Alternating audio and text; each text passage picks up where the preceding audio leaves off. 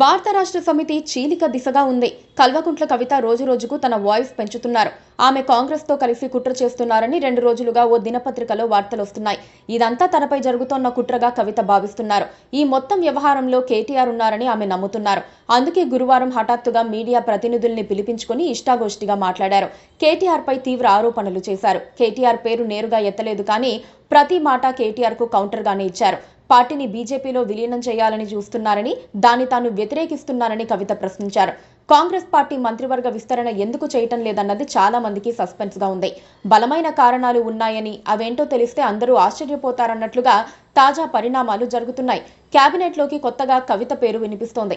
6 ఎమ్మెల్యేలతో కలిసి కవిత కాంగ్రెస్ లో చేరబోతున్నారని, ఆమెకు మంత్రి పదవి ఇస్తారన్న ప్రచారం ఊపందుకుంది. కవిత కాంగ్రెస్ హైకమాండ్ ముందు ప్రతిపాదనలు పెట్టిందన్న ప్రచారం జరిగింది.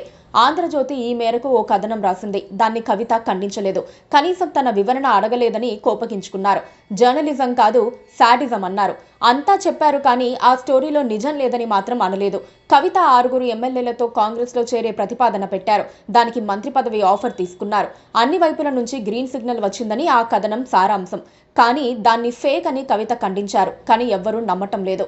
భారత రాష్ట్ర సమితిలో అసలు ప్రాధాన్యత లేదని కవిత భావిస్తున్నారు.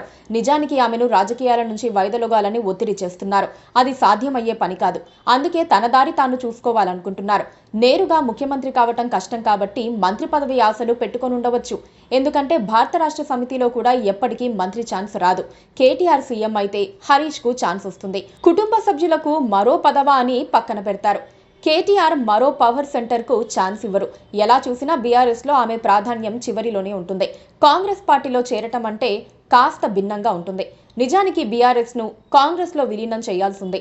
కానీ కేసీఆర్ మోసం చేశారన్న ఆగ్రహం కాంగ్రెస్ హైకమాండ్ లో ఉంది. ఇప్పుడు కవితను చేర్చుకోవటం ద్వారా కేసీఆర్ కు టిట్ ఫర్ టాట్ సమాధానం ఇచ్చినట్లవుతుందన్న అభిప్రాయం ఉంది. ఇప్పుడు ఏం చేయాలి? కవితపై ఎలా ముందుకెళ్లాలి? షోకాజ్ ఇచ్చి వదిలించుకోవాలి, వదిలేసి సర్దుకుపోవాలా? ఒకవేళ మనం సర్దుకుపోయినా కవిత ఇక్కడితో వదిలేస్తారా? మరోసారి పార్టీపై ఇంతే స్థాయిలో విమర్శలు చేస్తే ఉన్న పరువు కాస్త పోతుందిగా? ఇలా అనేక ప్రశ్నలు బీఆర్ఎస్ కీలక నేతలను వెంటాడుతున్నాయి. ఈ వ్యవహారంపై గులాబీ బాస్ ఎలాంటి చర్యలు తీసుకోబోతున్నారనే ఆసక్తి సొంత పార్టీలో పీక్స్ కి చేరింది. బీఆర్ఎస్ లో అందరూ యజమానులే అంటూ బీఆర్ఎస్ లో ఉన్నప్పుడు ఈటెల చేసిన కామెంట్స్ కేసీఆర్ కు తీవ్ర ఆగ్రహం తెప్పించాయి. ఈటెలను పార్టీ నుంచి నిర్దాక్షిణ్యంగా గెంటేశారు. పార్టీ లైన్ దాటి బహిరంగ విమర్శలు చేస్తే పరిణామాలు ఇలాగే ఉంటాయనే సంకేతాలిచ్చారు. కానీ కవిత విషయంలో అలాంటి ధైర్యం చేయలేకపోతున్నారు. Please subscribe to KTV Telugu. KTV Telugu. KTV Telugu. KTV Telugu channel.